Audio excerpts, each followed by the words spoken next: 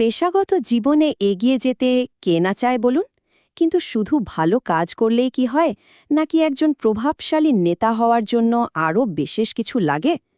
আজকে আমরা ঠিক এই ব্যাপারটা একটু খতিয়ে দেখব, কিভাবে ভেতর থেকে পরিবর্তন এনে সত্যিকারের নেতৃত্ব তৈরি করা যায়। তো চলুন শুরু করা যাক। তাহলে প্রশ্নটা দাঁড়ায়, একজন খুব ভালো কর্মী আর একজন সম্মানিত নেতার মধ্যে আসল পার্থক্যটা কোথায়?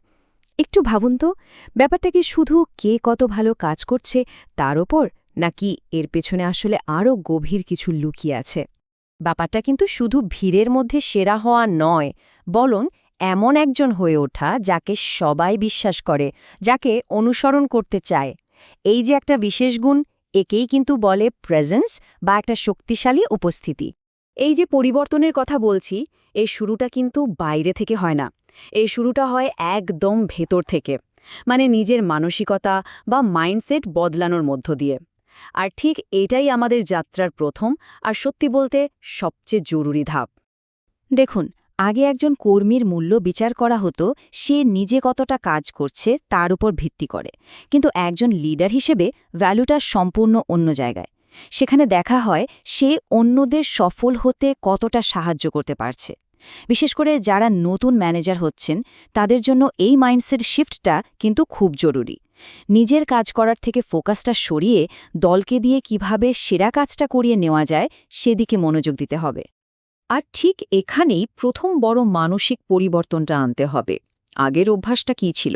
শুধু শেখার সমস্যা সমাধান করা। কিন্তু নতুন আর প্রভাবশালী চিন্তাভাবনাটা হলো ব্যবসার আসল সমস্যাগুলো কী সেটা খুঁজে বের করা, আর তারপর নিজের দক্ষতাকে কাজে লাগিয়ে সেই সমস্যাগুলো সমাধান করা। এই যে বিজনেস ফার্স্ট আইডিয়াটা, এই দারুণ উক্তিটা কিন্তু ঠিক সেই কথাই বলছে। মূল কথা হলো, শুধু নিজের কাজের গণ্ডির মধ্যে আটকে থাকলে চলবে না, কোম্পানির বড় লক্ষ্যের সাথে নিজেকে জুড়তে হবে, আর সিনিয়র লেভেলে স্ট্র্যাটেজিক সম্পর্ক তৈরি করতে হবে। আচ্ছা, এবার আসি দ্বিতীয় মানসিক পরিবর্তনে। এটা হলো আমিই সব জানি, এই বিশেষজ্ঞের মুখোশটা খুলে ফেলা, আর তার বদলে একজন সহানুভূতিশীল অন্বেষক হয়ে ওঠা। এর মানে কি? মানে হলো সব উত্তর আমার কাছেই আছে, এই ধারণা থেকে বেরিয়ে আসতে হবে, বরং শিখতে হবে কিভাবে সঠিক প্রশ্ন করতে হয় আর অন্যদের কথা মন দিয়ে শুনতে হয়। ব্রায়ান মারফির এই কথাটা কিন্তু আমাদের ঠিক এটাই মনে করিয়ে দেয়, যে লিডারশিপে বিনয়ী হওয়া আর শেখার আগ্রহ থাকাটা কতটা পাওয়ারফুল হতে পারে। সবসময় নিজেকে ঠিক প্রমাণ করার একটা দৌড়ে না থেকে বরং পুরো টিমের জ্ঞানকে গুরুত্ব দেওয়াটা কিন্তু অনেক বেশি কাজের। বেশ, তাহলে মাইন্ডসেট তো বদলানো হলো, কিন্তু এখন তো সেই নতুন চিন্তাভাবনাগুলোকে কাজে লাগাতে হবে, তাই না? আর এর জন্য প্রথম যে জিনিসটা দরকার তা হলো প্রভাবশালী যোগাযোগ, বিশেষ করে লিডারশিপের সাথে কথা বলার সময়। আচ্ছা, ওপরের মহলে ঠিকমতো যোগাযোগ করতে পারলে লাভটা কি? অনেক। যেমন ধরুন, আপনার আইডিয়া কোম্পানির বড় বড় সিদ্ধান্তকে প্রভাবিত করতে পারে। আবার আপনার কাজের একটা পরিচিতি তৈরি হয়, মানে ভিজিবিলিটি বাড়ে, যা ক্যারিয়ারের জন্য খুবই দরকারি। প্রজেক্টের জন্য বাজেট বা লোকবলের মতো রিসোর্স পাওয়াটাও অনেক সহজ হয়ে যায়। আর সবচেয়ে বড় কথা, আপনার ওপর তাদের একটা বিশ্বাস আর আস্থা তৈরি হয়। তো কিভাবে নিজের বার্তাটা ঠিকঠাক পৌঁছে দেওয়া যায়? কয়েকটা সহজ ধাপ আছে। ১. আগে বুঝুন কাদের সাথে কথা বলছেন। ২.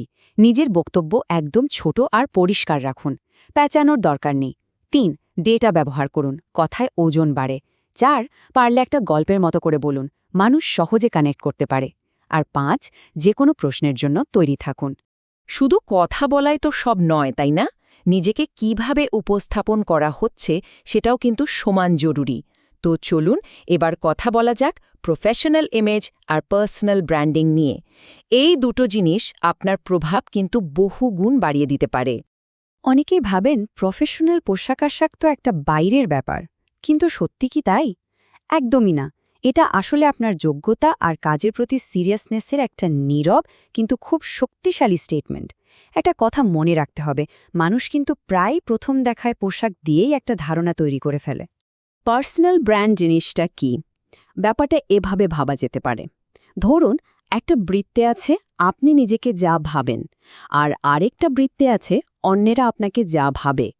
এই দুটো বৃত্ত যেখানে এসে মেলে ঠিক সেই জায়গাটাই হলো আপনার পার্সোনাল ব্র্যান্ড। আর লক্ষ্যটা হলো এই দুটো বৃত্তকে যতটা সম্ভব এক জায়গায় নিয়ে আসা। তো নিজের প্রফেশনাল ক্রেডিবিলিটি বাড়ানোর জন্য কয়েকটা সহজ কিন্তু দারুণ কাজের টিপস দিচ্ছি। যেমন নিজের পদের থেকে এক ধাপ ওপরের পদের মতো করে পোশাক পরুন, সবসময় পরিষ্কার পরিচ্ছন্ন আর গোছানো থাকুন, এটা খুব বেসিক কিন্তু জরুরি। আর ক্লায়েন্ট মিটিং বা ইন্টারভিউর মতো বিশেষ জায়গায় ফর্মাল পোশাক পরতে একদমই দ্বিধা করবেন না। তাহলে ভেতর থেকে শুরু হওয়া এই যে পুরো জার্নিটা, এর শেষটা কোথায়, এর ফাইনাল রেজাল্টটা কি?